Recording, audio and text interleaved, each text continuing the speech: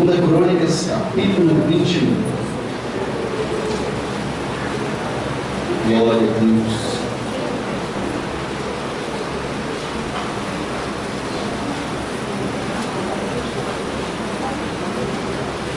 A partir do versículo 12, Segunda Crônicas, capítulo 21, a partir do versículo 12.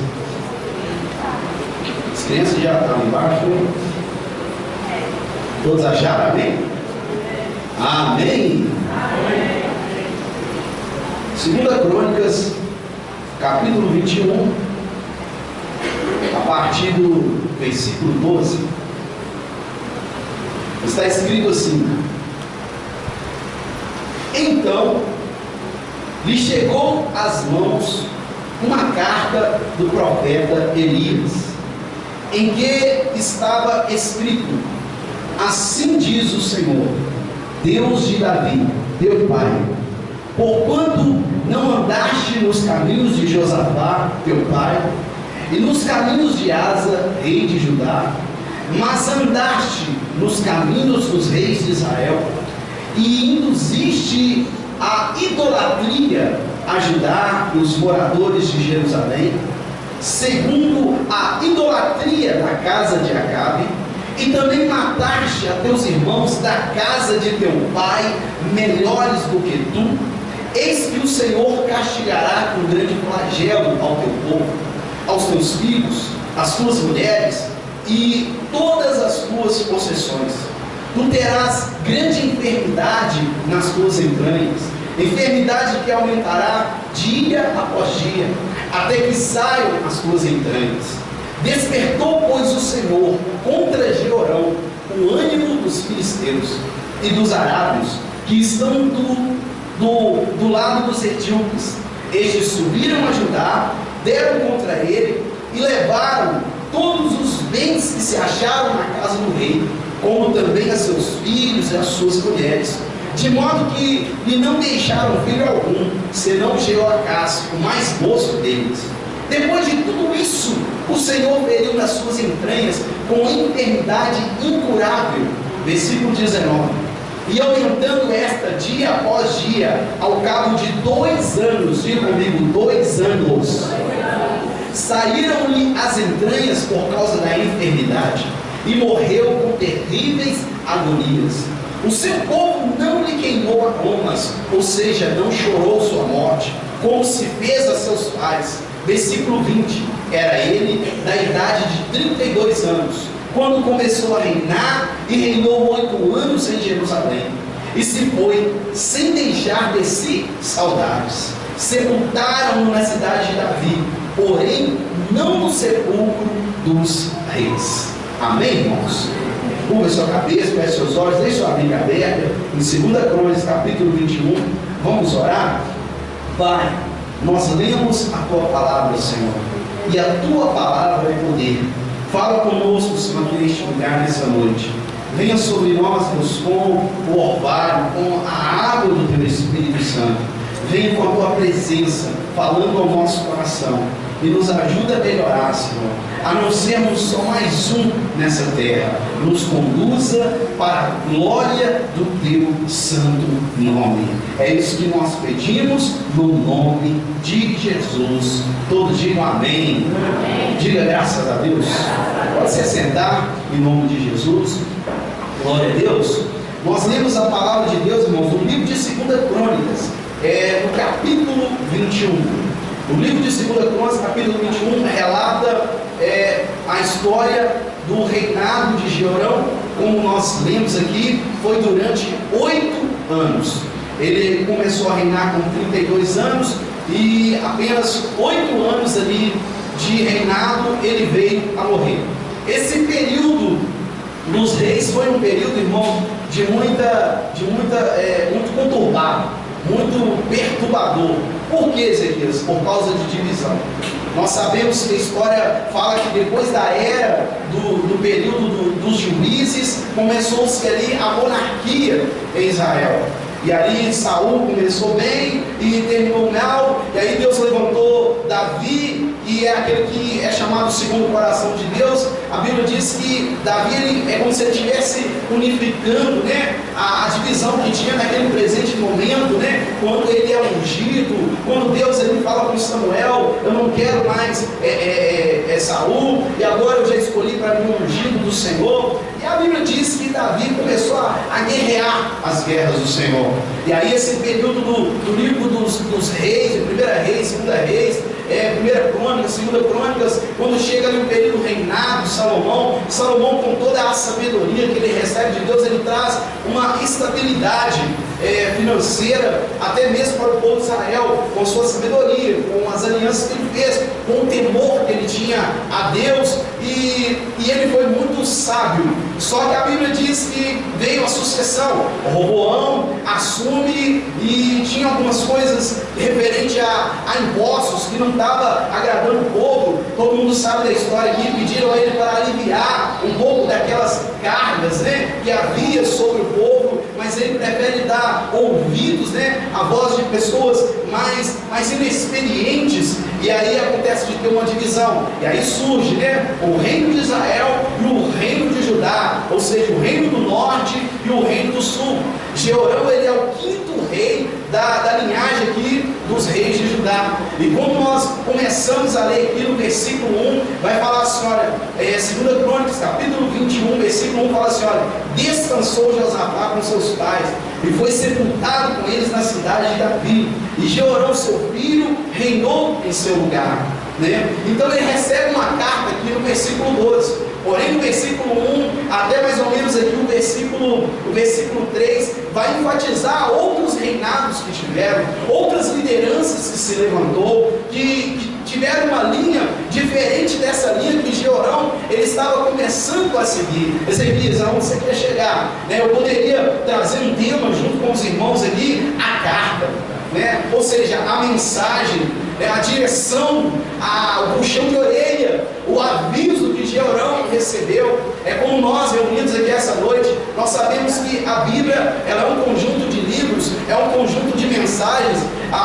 Essa expressão, essa frase cartas, ela é muitas vezes usada mais no Novo Testamento, quando se fala lá das epístolas de Paulo, né? O que é uma carta, né? Uma comunicação, um manuscrito ou impresso devidamente endereçado a uma pessoa ou a várias pessoas. Quem está entendendo aqui, irmãos?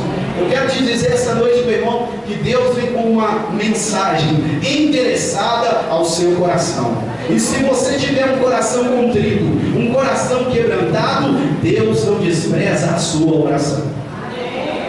Deus não despreza, né? Eu ouvi ontem uma frase num pequeno texto falando que muitas vezes as pessoas vão ao cinema, né? E a pessoa até intitulou essa questão do cinema como o Deus com D maiúsculo, o Deus do entretenimento. As pessoas vão ao cinema e ali elas prestam atenção em toda a mensagem. Não pode ter nenhum barulho, não pode ter criança gritando, não pode ter nenhuma ação involuntária das pessoas e já pode ter uma reclamação, né? E ali todo mundo quer prestar atenção na mensagem. Meu irmão, eu te digo que nós essa noite estamos meditando naquilo que diz respeito aos tesouros do céu. Aleluia, meu irmão. E aonde estiver o vosso tesouro, aí estará o vosso coração. Então, meu irmão, não deixe nada tirar o seu foco. O problema é que aqui em Jeorão, algo tirou o foco dele. A carta que ele recebe é de um profeta chamado Elias. Elias, ele profetizou durante os reinados de Acabe e Acazias, no reino do norte, no século 9, e enviou uma carta a Jeorão, no reino do sul. Jeorão, ele não tinha o caráter de Josafá, do seu pai, e rei esse que Eliseu, discípulo de Elias, respeitava muito. Isso está relatado em 2 Reis, capítulo 3, no versículo 14. Nesse período conturbado, nessa linhagem ali, meu irmão, quinto rei ali no reino de Judá, ele começou a ter atitudes ali que não glorificavam a Deus. Por que, Ezequias? Onde você quer chegar? O final desse capítulo nos faz um relato a respeito de como que terminou e como que as pessoas reagiram a respeito da morte de Jeorão, a respeito do fim da vida de Jeorão. Se eu pudesse dar temas aqui hoje, eu tratei esse tema com os jovens um monte pela manhã, tratei com outras pessoas no culto de quinta-feira. Deus me deu a oportunidade de juntos sermos tratados pelo Espírito Santo. Deus me falou: olha, escolha ser um vaso de honra, não seja um vaso de desonra. Eu orei a Deus: ó Deus, se for da tua vontade, eu quero trazer essa mensagem, eu quero tentar transmitir com amor aquilo que o Senhor tem falado no meu coração. O que nós estamos escolhendo ser com a autoridade que Deus está colocando em nossa mão? A mensagem que nós estamos recebendo aqui, a palavra de Deus, aquilo que nós meditamos, qual tem sido a nossa reação com o legado que Deus tem colocado nas suas mãos? Quem está entendendo, irmãos? Em 2 Timóteo, no capítulo 14 a 26, o apóstolo Paulo, ele está ali aconselhando o seu filho na fé. Ele está ali como um mestre, e Timóteo, ele está como um aluno. Ele está ali, Paulo, como um professor, e Timóteo está ali como um aluno, né? Quem ama ser aluno aqui, diga glória a Deus. Meu irmão, uma das melhores coisas que tem na vida é você sentar, ouvir e aprender, principalmente aprender aquilo que te edifica. Entenda isso, meu irmão. Por isso que Jesus, a palavra de Deus diz que a fé vem pelo ouvir a palavra de Deus. Meu irmão, nós temos que ser aprendizes constantes para não cair nesses erros que esse líder aqui caiu. Para não cair nos erros que muitos líderes historicamente nós podemos olhar e cair. Deus te chama, meu irmão, para ser vaso de honra. Como no último culto da quinta-feira eu tive a oportunidade de, junto com a igreja, liberar palavras proféticas sobre a nossa liderança. Uma coisa é, Deus quer fazer com a nossa liderança vasos de honra, mas quer fazer das suas ovelhas também vasos de honra. A Bíblia diz que os cristãos, eles eram conhecidos, irmãos, porque eles tinham as atitudes, eles tinham o amor, eles tinham a postura semelhante a Jesus. Quem está entendendo, irmãos? Eles tinham, vamos dizer, o DNA, as características, eles expressavam. E 2 Timóteo, no capítulo 2, do 14 a 26, Paulo aconselhando o seu discípulo, chega no versículo 19, versículo 20, ele fala: olha, há vasos de honra e existe vasos de desonra. Se purifique dessas coisas, contendas, facções, de falar mal dos outros, de envolver em intrigas, em conversas alheias, né? A Bíblia fala no 2 Timóteo que ele aconselha a ele: sofre comigo as aflições de Cristo como um bom soldado. Aleluia, meu irmão. Incentivando a ele a ser um líder diferenciado, incentivando a ele a não pagar o mal com o mal, mas ser um vaso de honra. Aleluia, meu irmão. A Bíblia diz em Filipenses, capítulo 3, versículo 1, que o apóstolo Paulo fala assim: olha, eu não me canso de escrever para vós as mesmas coisas. Para mim é alegria, porque estou guardando e estou praticando. Para vocês é segurança. Por mais que muitas vezes a mensagem ela possa soar repetitiva, meu irmão, Deus quer fazer de você, quer fazer de mim um ser humano melhor, um cidadão celestial nessa terra. E se caso você está sendo um vaso de desonra, meu Deus, meu irmão, Deus quer mudar a sua história. Deus quer mudar a minha história, Deus quer mudar a sua história, no nome de Jesus. A Bíblia diz, vamos focar aqui, meu irmão, a Bíblia diz que Jeorão começou a reinar. Só que quando antes dele começar a reinar, descansou Josafá, ou seja, o seu pai faleceu. Aí a gente lembra da história de Josafá, colocando Deus à frente, confiando sempre em Deus. Houve uma guerra, nessa guerra ele pede uma direção a Deus, e quando ele pede a direção a Deus, a Bíblia fala que ele é orientado, ele é conduzido a colocar o ministério de louvor, o ministério de adoração na frente de batalha. E a Bíblia diz que enquanto o ministério de louvor ali adorava, glorificava a Deus, e mesmo ali os soldados em prontidão, mesmo eles ali com escudos na mão, com espadas nas mãos, a Bíblia diz que o inimigo que vinha contra Josafá, você vai ver isso em 2 Crônicas capítulo 20, você vai ver em 2 Crônicas capítulo 20, do 20 a 25, a Bíblia diz que os inimigos começaram a ter guerras entre eles próprios, e não precisou de Josafá mover uma espada para poder ir contra o inimigo, porque Deus pelejou pelo rei. Aleluia, meu irmão. Por um momento Josafá oscilou fazendo uma aliança que não deveria fazer, mas Deus tratou com ele, meu irmão, e Deus honrou ele. Aleluia, meu irmão. Glória a Deus. a Bíblia também vai relatar a história de um rei chamado Asa, de um rei que tomou a decisão, um líder que tomou a decisão de restaurar o altar do Senhor. Esse rei era o avô de Jeorão.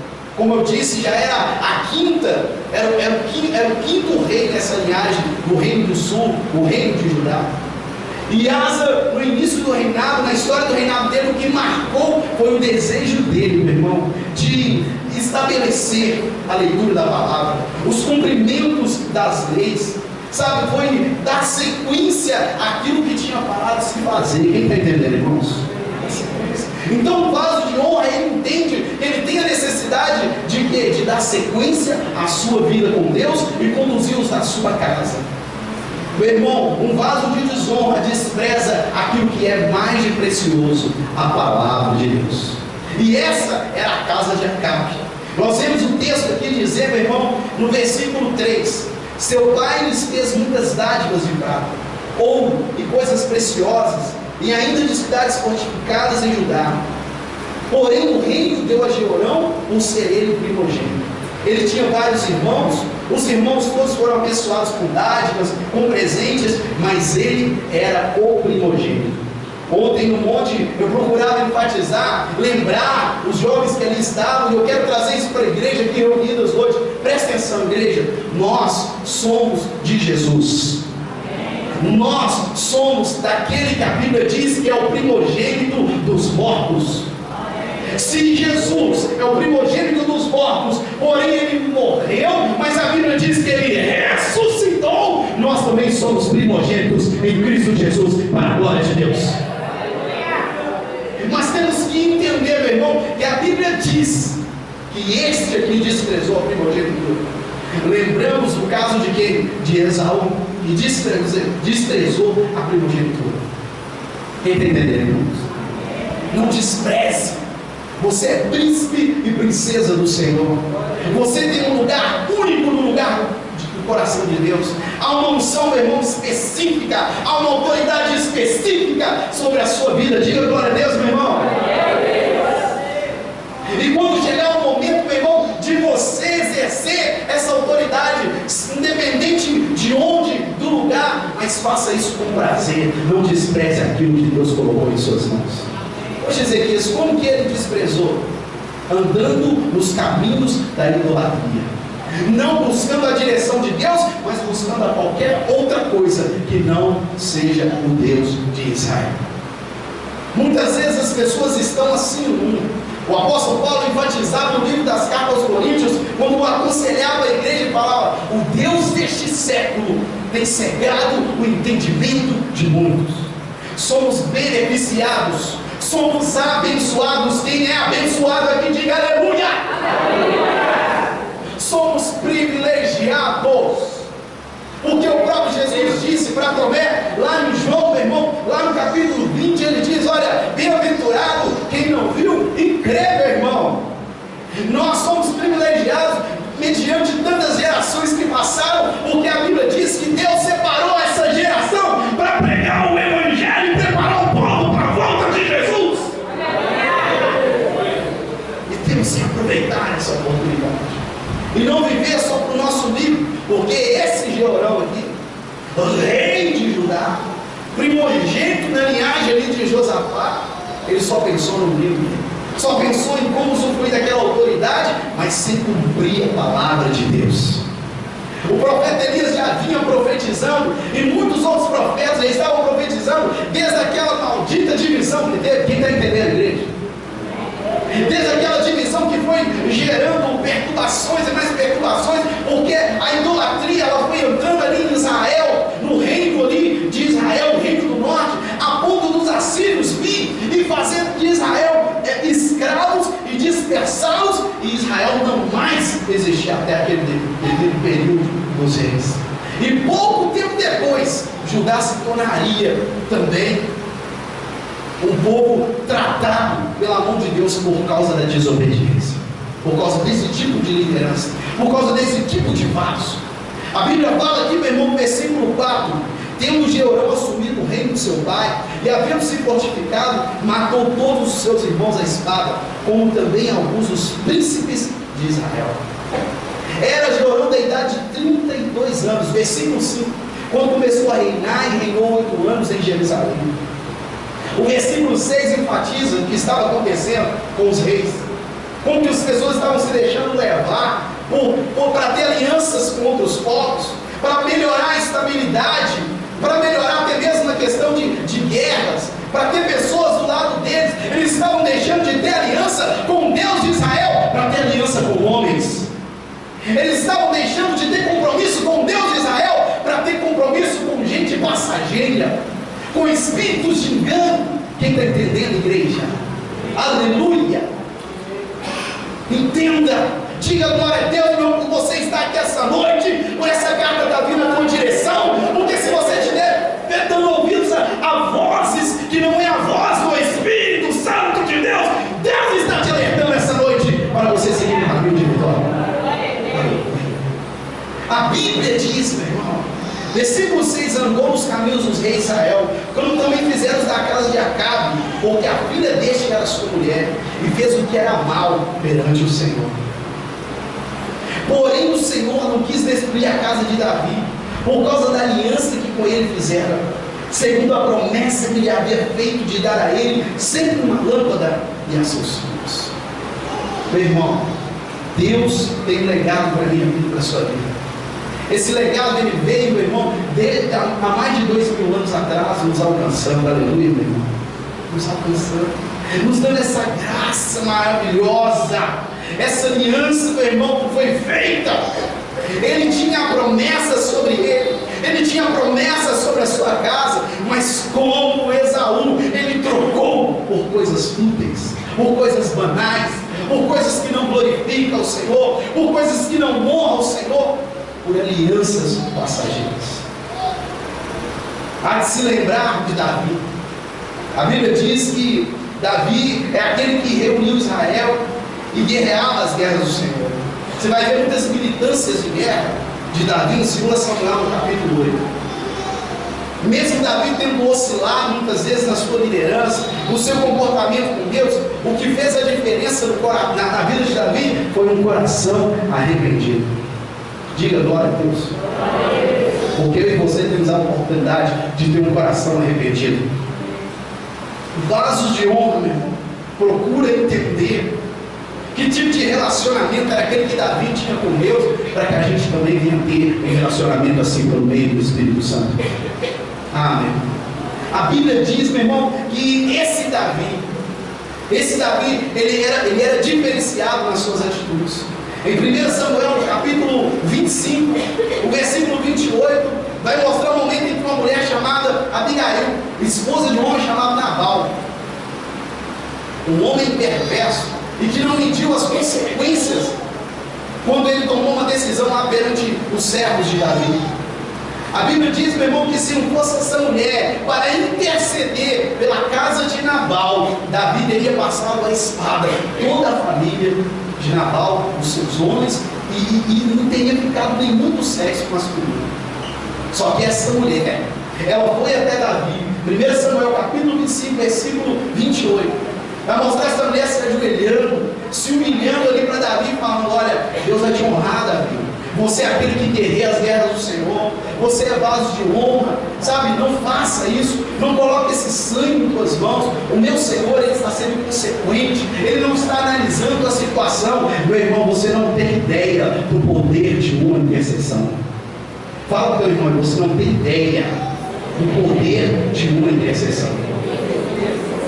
Davi, ele tinha um coração intercessor, e ele estava diante de uma mulher intercessora, e a Bíblia diz que houve um comum acordo, e foi algo no céu ali, meu irmão, foi algo no céu, tanto foi algo no céu, que Davi voltou para trás, recuou na sua decisão. Depois o próprio Deus tratou com Nabal.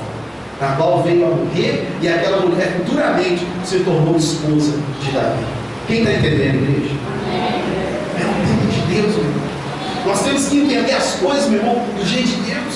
Davi é aquele que guerreava as guerras do Senhor, e a gente vê o seu filho dando exemplo, Salomão, aquele que construiu o templo, recebeu a sabedoria de Deus e a grande promessa após a construção do templo.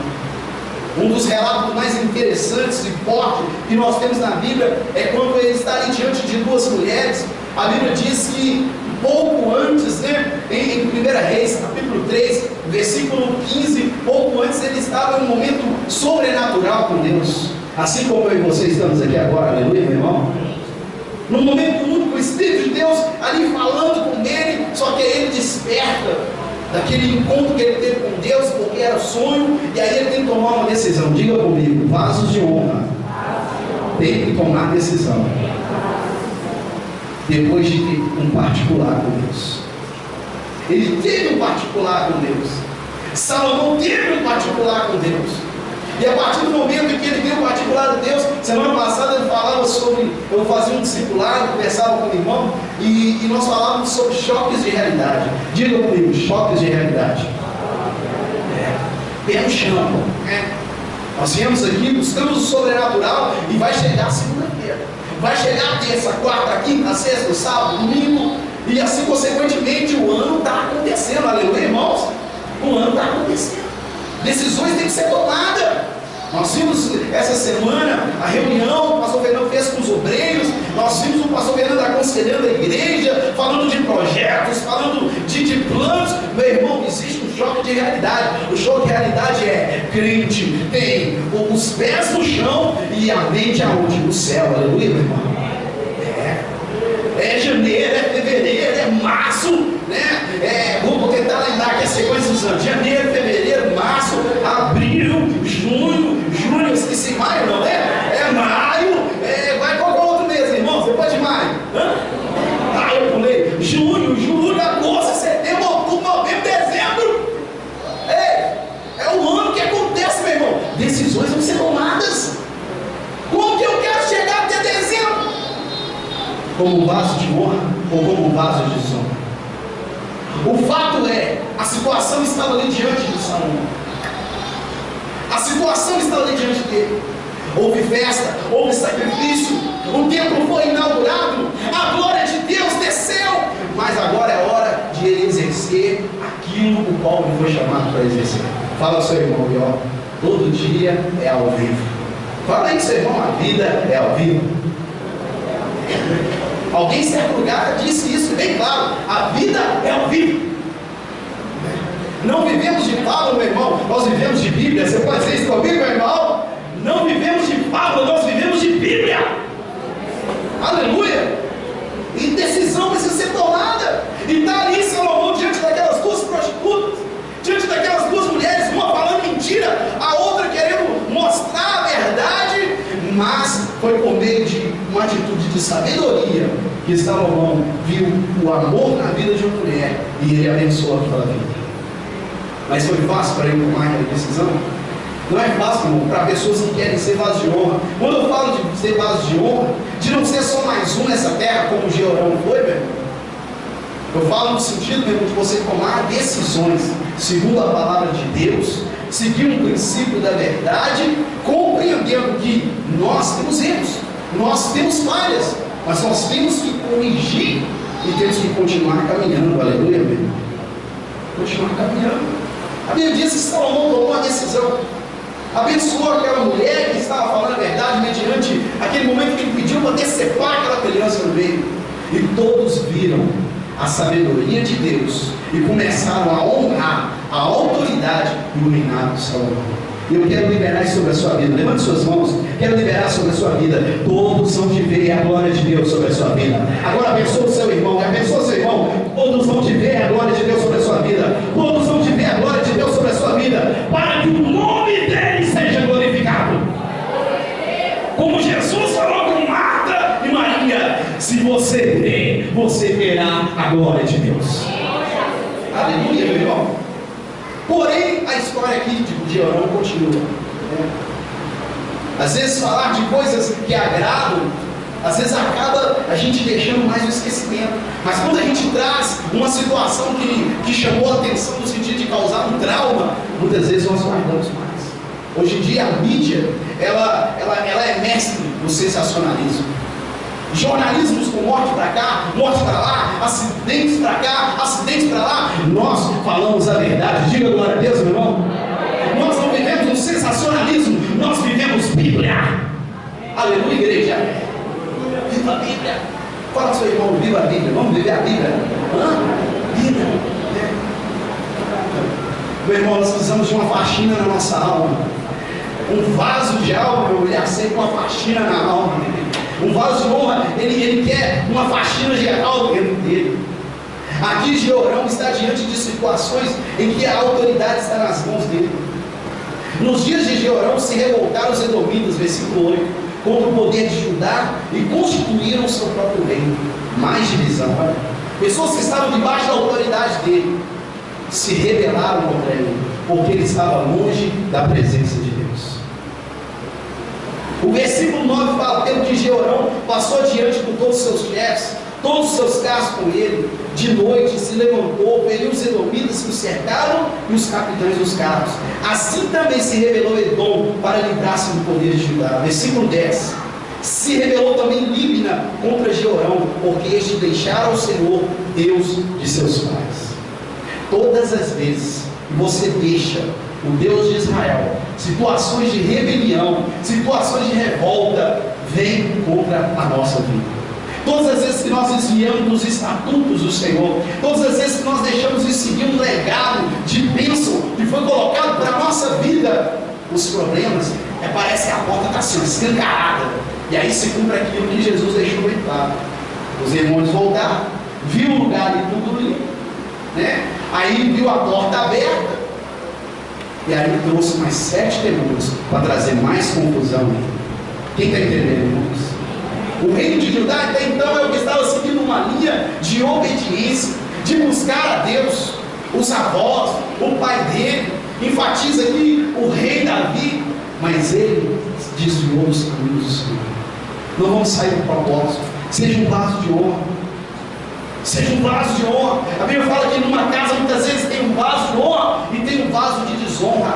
Posicione-se como um vaso de honra.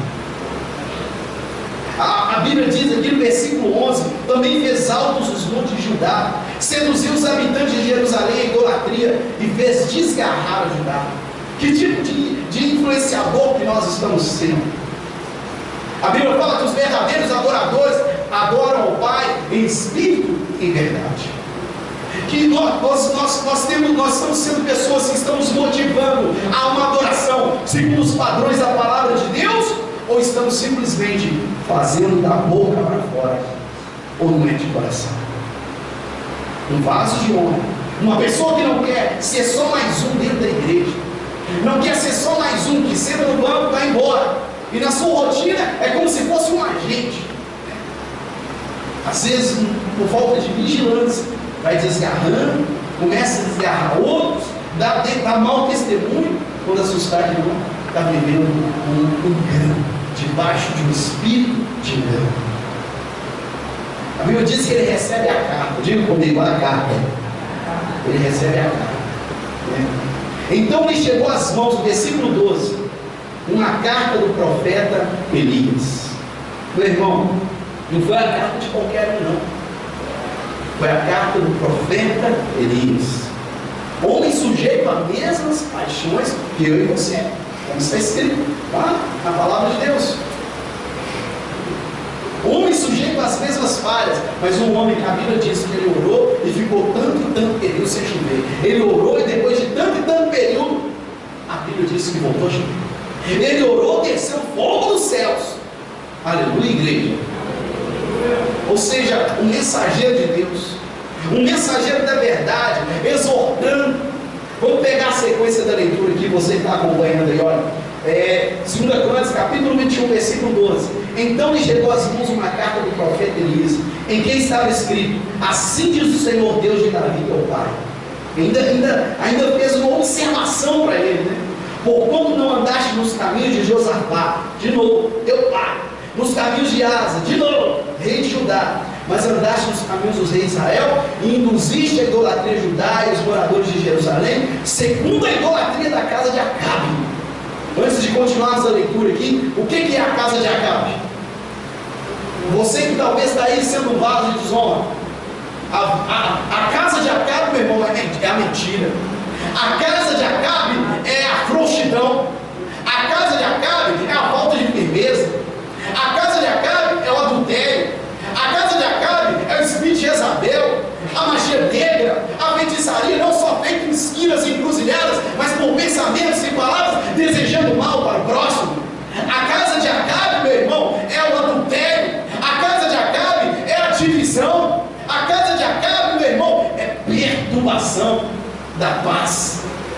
está entendendo, igreja?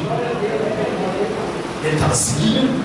Ele casou com a filha de Acabe, filha de Jezabel. Ele seguiu uma linhagem que não tinha nada a ver com o propósito de Deus. Ele estava numa visão, num pensamento que não tinha nada a ver com o governo do justo, mas estava vivendo segundo os padrões do governo dos injustos. Casa de Acabe. Muitas vezes nas nossas oscilações, quando nós oscilamos, meu irmão, nós temos que ter cuidado para não desviarmos nem um pouquinho para a casa de Acabe. Mas eu creio que porque você está aqui esta noite, você não está seguindo esse caminho. Eu creio que porque nós estamos aqui esta noite, nós não estamos seguindo esse caminho. Mas existe uma rotina.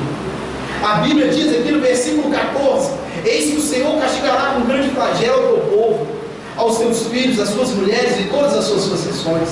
Tu terás grandes enfermidades nas tuas entranhas, enfermidade que aumentará dia após dia até que saiam as tuas entranhas. Agora olha no versículo 13, lá em cima, meu irmão, o final do versículo 13, que nós não lemos, né? E também mataste a teus irmãos da casa de teu pai, melhores do que tu. Quem está entendendo, igreja? A Bíblia diz aqui: mataste os teus irmãos, melhores do que tu. A casa de Acabe, muitas vezes, meu irmão, libera palavras de derrota para o próximo.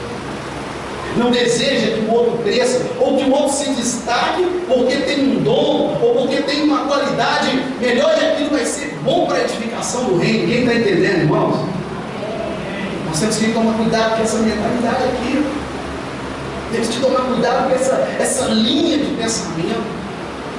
A carta de Timóteo, 1 Timóteo, 2 Timóteo, ali está falando das falsas doutrinas.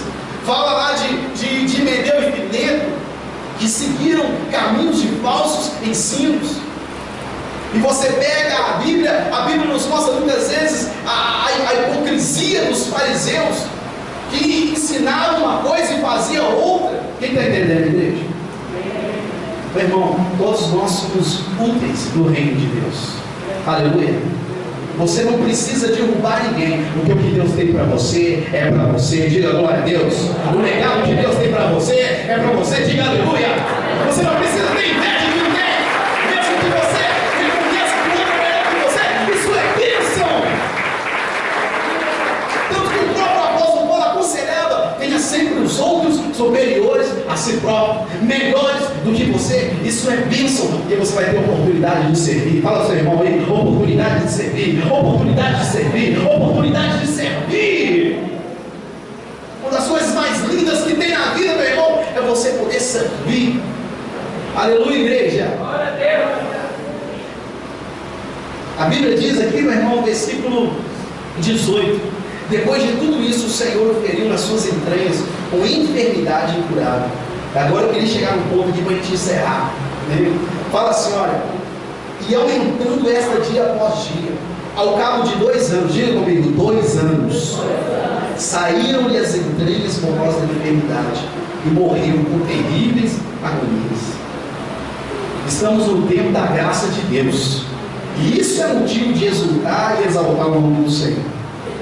Porque se Deus levasse em conta, meu irmão, perante a lei, todos nós já estaríamos consumidos. Este homem aqui ainda, ele teve 2 anos para se arrepender dos seus pecados. Teve 2 anos para mudar a sua postura, o seu olhar, seus pensamentos, seus sentimentos. Ele teve 2 anos para poder se arrepender, colocar a boca no pó. Ele teve 2 anos para lembrar das histórias dos profetas, dos patriarcas. Mas ele vivia terríveis agonias. Tem gente que está sofrendo e não enxerga que o único que pode mudar a história é o Deus impossível. Tem gente que está sofrendo e continua dando soco em ponta de faca, esquecendo que Deus é o Deus de Abraão, de Isaac, de Jacó, aquele que não muda. A Bíblia diz que ele ficou 2 anos sofrendo de uma doença incuravel. Por que, meu irmão? 2 anos. 365 mais 365. Você é bom de matemática aí. Faz a soma. Dá 600 ou 700, mais ou menos? 600. Hã? 700 é alguma coisa, né? 730 dias para ele parar, repensar e mandar chamar um profeta para falar do amor de Deus, da misericórdia de Deus. Quem está entendendo, igreja? Eu e você temos terça, quinta, sábado, domingo, temos um pastor que cuida de nós. Meu irmão, vamos nos arrepender. Diga glória a Deus, igreja. Vamos parar de sofrer, meu irmão. Tem alguém que diz aí, olha, Deus escolheu te perdoar do que te perder. Você pode falar isso? Deus escolheu me perdoar que me perder. Amém. Precisamos de uma faxina na alma. A Bíblia diz aqui na sequência, no versículo 19, versículo 20: o seu povo não lhe queimou aromas, como se fez com seus pais. Ou seja, ninguém chorou a sua morte. O versículo 20 vai dizer: era ele da idade de 32 anos quando começou a reinar. Reinou 8 anos em Jerusalém e se foi sem deixar saudades. Você já fez isso já, meu irmão? Quem foi tarde? De alguém? Já falou isso a respeito de alguém? Quem foi tarde? Talvez quando nós éramos mudando, né, irmãos? E vaso ruim não quebra vaso, mas esse aí foi tarde. Foi sem deixar saudade. Eu não quero isso para minha vida, não, meu irmão. Você quer que isso para a vida, meu irmão? Está queimado em nome de Jesus. Amém, igreja? Só que a gente tem que ter atitude de obediência na palavra. Quem está entendendo, igreja?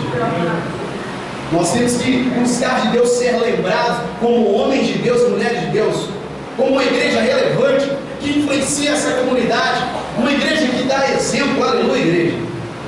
Uma igreja que não se embaraça com as coisas desse mundo.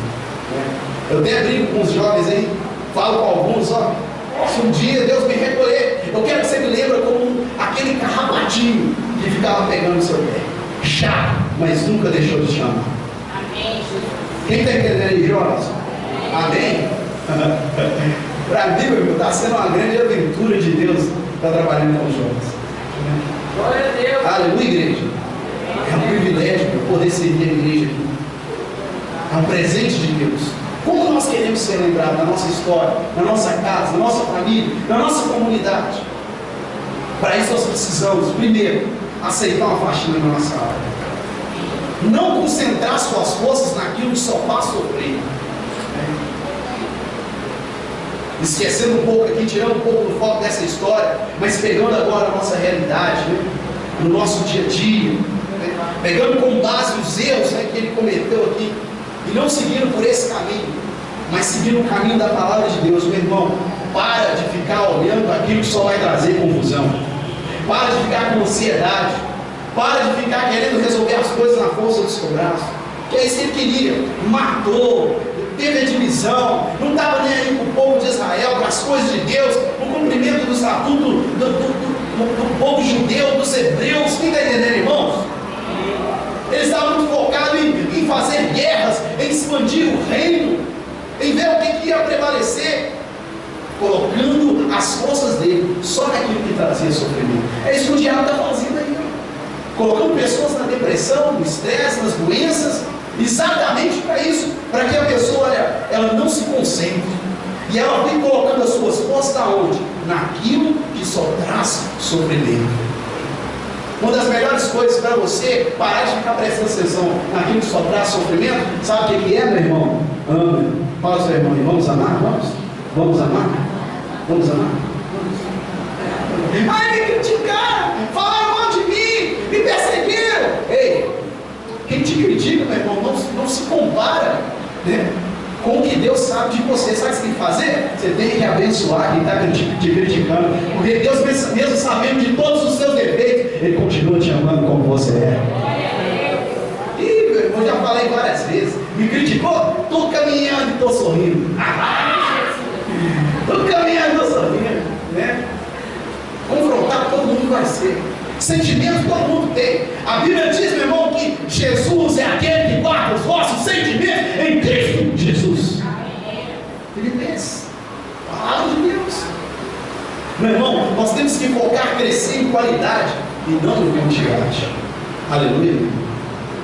Nós temos que focar, crescer em qualidade, não em quantidade. Ser um vaso de honra, ele foca nisso. Não querer ser só mais um nessa terra, ele foca nisso. Em se preocupar com um. Esse ano você pode, meu irmão, se quiser, pegar bem firme na obra, no evangelismo, na rede de jovens, no trabalho com homens, no trabalho com mulheres. Ei, sabe o que você faz? Viu alguém diferente na igreja? Chega perto dessa pessoa, ei, paz do Senhor, né? Aproxima, cria um vínculo e incentiva a pessoa a vir nos cultos. Ei, eu não estou te falando para você entrar em uma área que você não vai entrar. Estou te falando para você ter empatia. Diga comigo, empatia. Diga comigo, empatia. Se colocar no lugar da minha pessoa. Quando você chegou na igreja pela primeira vez, qual que é a primeira coisa que você queria, meu irmão? Ser bem recebido. Amém, irmãos? Ser bem envolvido. Se sentir à vontade. Aleluia, igreja. Então, em nome de Jesus, cuide das novas almas que Deus está trazendo para este lugar. Cuide das novas vidas. Fique atento, mas cuide com atenção, com carinho. Aleluia. A Bíblia diz aqui, meu irmão, para a gente ter atitude com o nosso próximo. Sabe, um vaso de honra, ele vive como Martin Luther King dizia.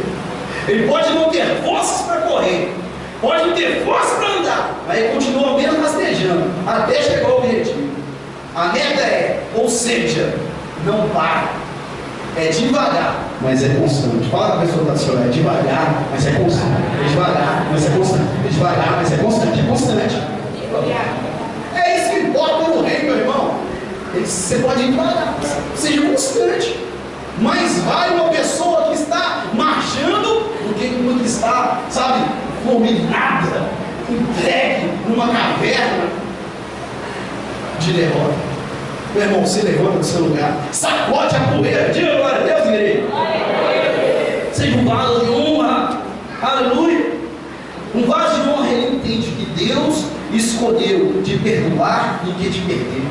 Um vaso de honra, ele lê, medita na palavra, ora, jejua, ele não perde a essência. A essência. A essência do Evangelho, meu irmão, é a meditação na palavra, é a vida de oração, é a vida de leitura, é a base, é o arroz, o feijão. Você tem muitos projetos, tem muitos planos, tem uma série de situações que vão se repetir esse ano na sua vida. Tem uma série de rotinas profissionais. Tem uma série de situações de confrontos semelhantes. Às vezes vão mudar as pessoas, mas as tentativas do inimigo vão ser o mesmo demônio. Quem está entendendo, igreja? Se você não tiver Bíblia, se eu não tiver vida de consagração, eu perco a essência, eu perco as estribeiras e vou pela força da carne. Aí eu perco o foco. Fala para o seu irmão, não perde foco, não. Perde foco. Um vaso de honra, ele não busca a glória para si mesmo. Ele espera em Deus os cumprimentos das promessas de Deus. Aleluia, igreja. Jeorão não quis. Só que nós temos o exemplo de Davi. 1 Samuel capítulo 26. A Bíblia diz que ele já estava sendo perseguido. Quem já sofreu perseguição e sofre aqui, diga amém. Todo mundo sofre perseguição. Nós temos o inimigo da nossa alma, se chama Satanás. Ele quer tirar nossa paz, mas nós temos Jesus. Aleluia, meu irmão. Presta atenção, meu irmão. A Bíblia diz que por muitas das perseguições que tinham, em uma daquelas que ele teve a oportunidade de pegar aquele que o perseguia. 1 Samuel capítulo 26, 8 a 11. Tinha um guerreiro lá, um soldado, um general, um comandante, chamado Abissai. Está lá Saul dormindo, né? E aí Davi, ele entra na caverna e de repente Abissai, olha aí, mestre, olha aí, Senhor, olha aí, a chance de você consolidar o seu reinado. Olha aí a chance de você mesmo pela força do seu braço resolver essa situação, né? Pode, sabe, se o Senhor quiser, eu pego a lança agora com uma espadada, com uma fincada, não vai ser necessário nem duas, uma só, eu mato Saul e essa perseguição acaba. Só que a Bíblia diz que Davi virou para Abissai e falou: longe de mim, é como se ele estivesse dizendo, longe de mim, querer dar uma ajudinha, para o projeto de Deus na minha vida. Quem está entendendo, igreja? Longe de mim querer dar uma forcinha. Saul vai morrer. Se ele tiver de morrer, é Deus que vai tratar com ele. Uma hora ele vai descer para a guerra. E se tiver assim, vai ser. Quem está entendendo, irmãos? Longe de mim, principal, levantar as mãos contra um ungido de Deus. Longe de mim levantar. Você não vê na Bíblia, meu irmão, Davi levantando nenhuma palavra de contenda, nem de crítica. Ah, Davi é baixinho, Davi é gordinho, Davi é isso, Davi é aquilo. Você não vê Davi se levantando em nenhum momento contra Saul. Ao contrário, né? Saul se levantava contra ele. Quem entendeu, igreja? A Bíblia diz aqui que José, Gênesis capítulo 50, 15 a 21, Jacó morre. Os irmãos dele ficaram em espanto. E agora? O nosso pai morreu. Vamos falar com ele, né? O nosso pai nos aconselhou tal para que ele nos perdoasse. Em Gênesis capítulo 50, do 15 ao 21, a Bíblia diz que eles vão falar com José. José vira para eles e fala assim: olha, pode ficar tranquilo, que vocês me perseguiram, vocês intentaram mal contra mim, vocês foram vasos de desonra, vocês se levantaram contra uma pessoa que tinha a promessa de Deus, mas eu não vou pagar o mal com o mal. Falou-lhes ao coração. Isso foi propósito de Deus e os abençoou. Quem está entendendo, igreja? Então fique em pé agora e vamos analisar, vamos pensar. Deus quer fazer algo novo na minha vida e na sua vida. Então ouve essa canção, pensa no que Deus já fez, o que Deus está fazendo. Não deixa a maldade tomar conta de você.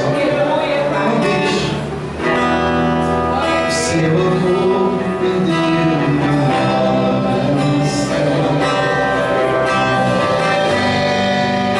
e me transformou.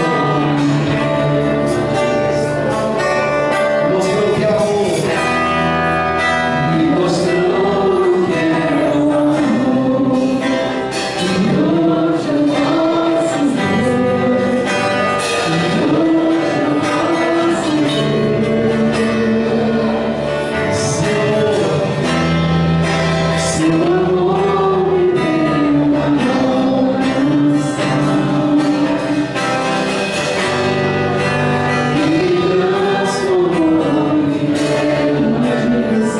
em uma missão. Mostrou que é amor. Me mostrou que é amor. Como é que pode, igreja? Vocês estão em fogo, vocês estão experimentando o amor de Deus. Vamos dizer bem suave: não há outro lugar. Não há outro lugar que eu queira estar, se só tu tens as palavras de vida. Não há outro lugar que eu queira estar. Não seja só mais um. Não seja só mais um. Não há outro lugar.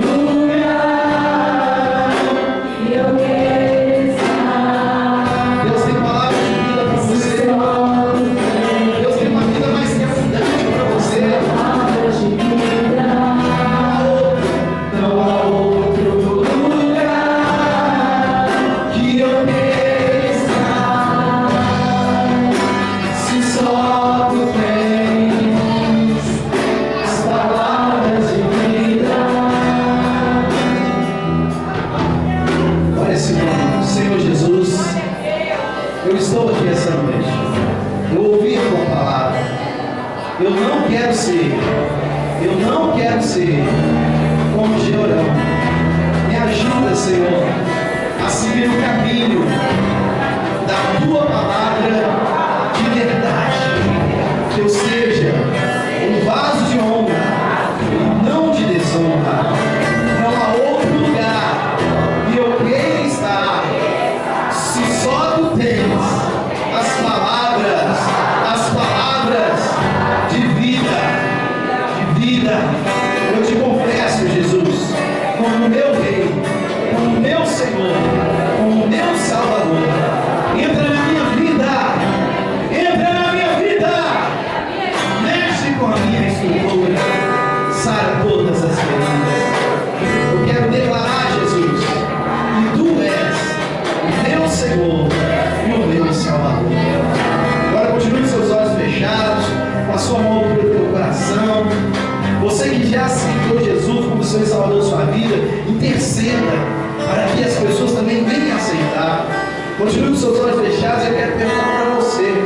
que está aqui essa noite, que ouviu a palavra.